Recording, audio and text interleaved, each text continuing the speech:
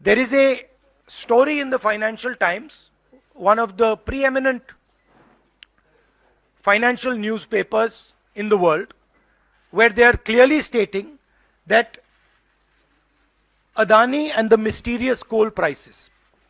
Mr. Adani buys coal in Indonesia, and by the time the coal arrives in India, its price doubles, and he has taken approximately 12,000 crores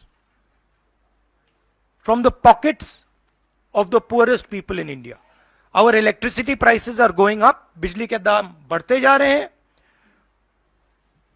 और अदानी जी over invoicing करते हैं, पैसा गरीबों की जेब से लेते हैं. He takes money from the poorest people. Interesting question to me.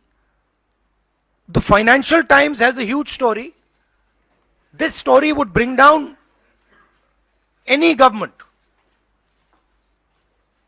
This is direct theft by a man who has been protected again and again and again by the Prime Minister of India.